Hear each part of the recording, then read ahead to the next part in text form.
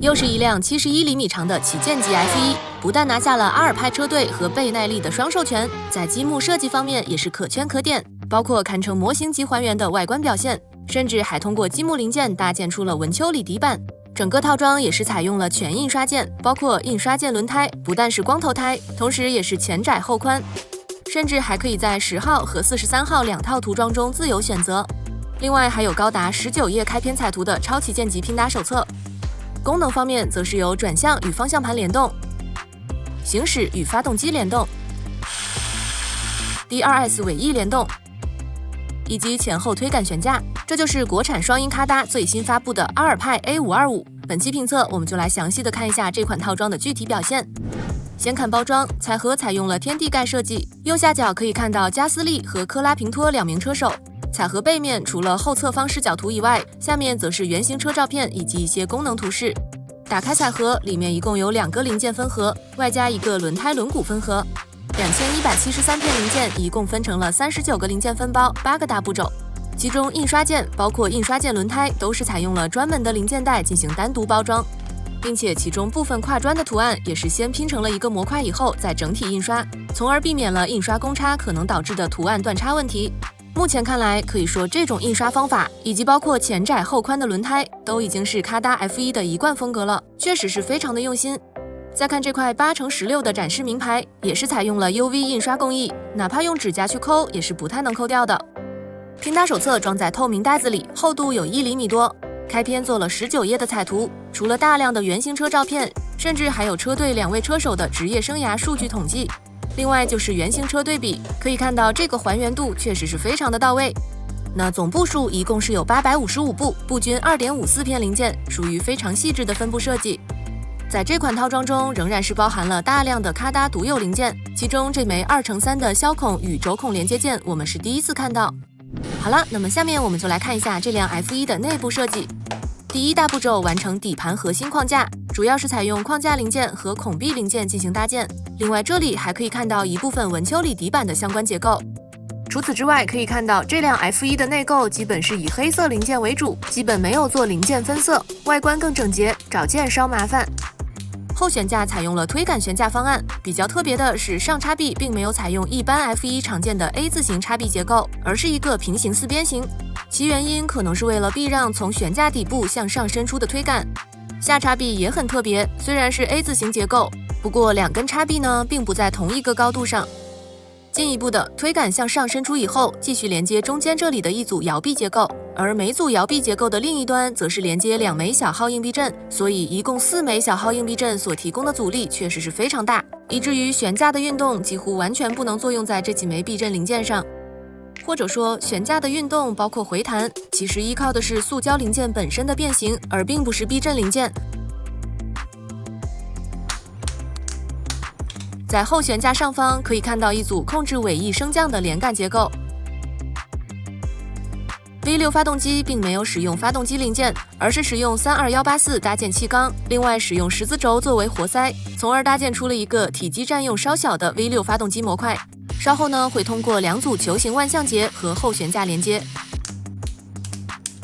前懸架同樣是推桿懸架。上下叉臂都採用了 A 字形叉臂，另外同樣也是一共4枚小號硬避震。和後懸架一樣，懸架的上下運動基本無法作用在這幾枚避震零件上面。來看轉向結構，手動動力從萬向節進來以後，直接向上到達前面的12齒齒輪，然後通過轉向齒條帶動車輛轉向。另外在過程中通過3枚齒輪完成和方向盤之間的聯動。所以這個設計方案，方向盤回正是完全沒有問題的。車頂模塊這裡也有一部分轉向相關結構，可以看到這部分結構比較複雜，設計師使用了好幾組齒輪組，最終是把從車頂下來的手動動力傳遞到了一枚黃色4齒齒輪的位置。車頂兩側外觀模塊的角度創建，採用了單點連接外加角度約束的創建方法。車頂後方兩側的內收角度，設計師在這裡採用了3點球頭連接，其中中間這一點做了半單位的精確位置調節。兩側側箱進風口下部面板的傾斜角度，設計師在這裡採用的是單點球頭連接外加橡膠零件約束角度的創建方法。再看兩側側箱的角度創建，其中前面這個連接點的連接基座這裡，設計師使用了一枚4274/2/1削，將整個基座向外輕微抵持，從而創建出了一個輕微的向外斜度。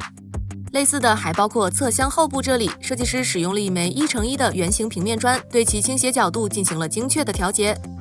所以可以看到，這輛 F1在外觀搭建方面採用的大多都是比較靈活、簡單且巧妙的搭建方式，比如球頭連接或者零件約束這些搭建手法。同時，所有的這些角度創建結果也都是非常的細緻。完成了外觀模塊，接下來我們也可以非常清晰的看到這輛 F1的大模塊設計手法。最終一共是用了大概16個小時，這輛阿爾派 A525就完成了。最終的成品長71厘米，重1.8公斤。在外觀方面，不管是對比原型車，還是橫向對比其他品牌的1:8 F1，這輛阿爾派 A525都絕對可以算得上是其中的天花板級別了。包括一般积木品牌都不太會做的前翼的4層翼片、文丘里底板，設計師在這裡都是做到了搭建，甚至還包括側箱下面微微向下傾斜的氣流通道，設計師在這裡不但是都做到了搭建，而且可以看到所有的這些外觀模塊的過渡也都是非常的流暢。甚至在外觀面上完全看不到的位置，比如兩側側箱內部這裡，設計師還做了一排格栅，用來對原型車的內構進行還原。在功能方面，首先前後推行完全沒有問題，輕輕一推就可以把車子推出很遠的距離，並且發動機也可以正常的聯動。那後面的蓋板是可以打開的，並且這裡設計師還通過科技面板上面凸出來的一個削孔模塊，配合框架零件上面的1單位空位，恰到好處的做出了一個滑道結構。不過如果要把它完全取下來的話，需要像這樣稍微掰一下。再看前後懸架，其中後懸架可以正常回彈，行程也非常清晰。不過實際發生形變的是积木零件，而並不是避震。也就是說，避震、摇臂等這一套懸架結構呢，實際上是失效的，所以稍微有點遺憾。前懸架的下壓行程比較小，稍微往下壓一點呢，前翼就會貼地。另外，在下壓和回彈的過程中，和後懸架一樣，實際發生形變的也是積木零件。然後是轉向，通過車頂的轉向旋鈕控制轉向，操作下來沒有問題，包括方向盤呢也是可以正常的回正。最後是 DRS 尾翼，操縱桿在駕駛室裡面，通過前後波動來實現 DRS 尾翼的聯動功能，測試下來沒有問題。在牢固度方面，經過測試，這輛 F1最主要的問題就是整個前翼呢會感覺有一點偏軟，整個模塊的固定並不足夠，所以如果從車頭、車尾像這樣給抱起來的話，整個前鼻部分可能會脫開。那其他地方基本沒有發現特別容易脫落的零件或者模塊。最後說一下拼搭體驗，首先最主要的感受就是因為內部結構基本採用的是黑色零件，所以找件會稍微麻煩一點。當然好處也很明顯，確實是帶來了更整潔的整體外觀表現。那在拼搭難度方面呢，大概是屬於中等難度，不過個別步驟會有點不太好拼，比如 B147部以及後輪的安裝都還是需要一點耐心的哦。好了，那麼本期評測也就到這裡了，咱們下期見，拜拜。